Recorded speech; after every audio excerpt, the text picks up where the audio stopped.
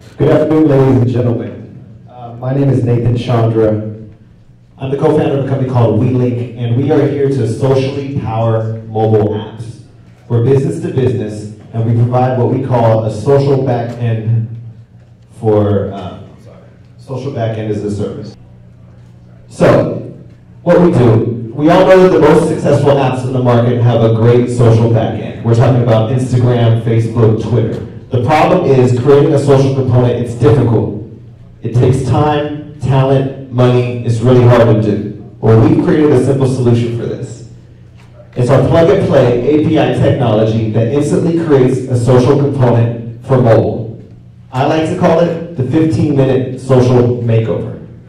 The market for this is huge. By 2013, it's predicted that there's going to be 1 million apps in the iOS store alone. That's not counting Google or Windows. The problem here is I call these apps one-timers, a lot of them. You download it once, you open it up once, and you never see it again. Well, WeLink, we're here to change that. We have the ability to take a boring app and turning it into a socially connected, location-aware beast. What we do is we take something that's not hot and turn it into something that is. So, when TEDx called us, TEDx said, you know, we heard about what you're doing socially and we want to be a part of it. How do we do that? So the first thing I did is I downloaded their app. I took some screenshots of their app. It's pretty basic. You can see the agenda, the speakers, you can favorite people, see a live Twitter feed. The problem is people pay a lot of money to come to these events, to be social and network, and you can't do this from within the app. So what we did is we gave the 10 lines of code to their developer. We partnered with their developers. We're business to business. It takes about 15 minutes, and a people's button lights up. And behind this people button is where the WeLink awesomeness lies. You click this people's button, and you're able to see everybody that's at the event. And there's also a reportive style navigation here where you can check people's social outlets, social channels. We put about 100 different channels.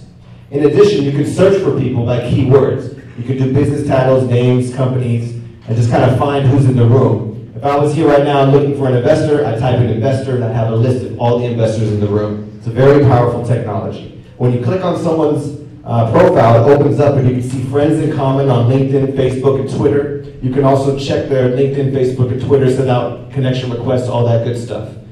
One great thing about this is the other people do not have to download the app for me to see them. I know it's pretty good.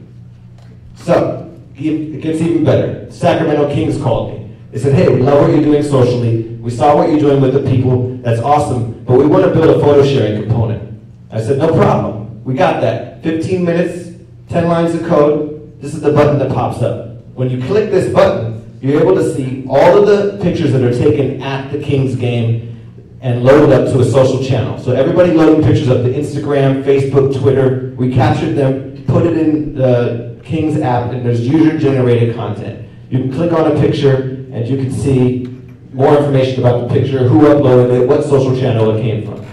It's really great what we're doing. Competition. What's great for us is we have first mover advantage in this field. Gigya, they have a social platform for web. It's not as advanced as what we're doing, and people need to validate their accounts before you can pull information on them. Socialize, they're more about doing social media integration with like buttons and things like that. Rapportive, I think we all know what that is. If you use Gmail, it's up on the side, and you can kind of see people's social channels. So, how do we make money?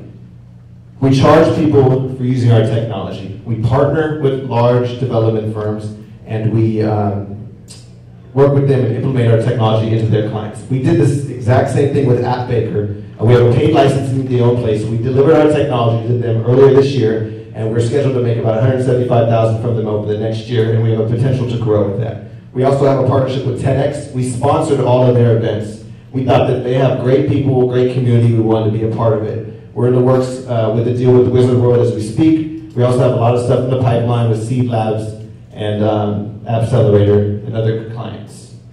So, we're building a rocket. We're taking it to the moon. If you guys want to come and ask me any questions, I'll be outside. My name is Nathan Chandra. Thank you.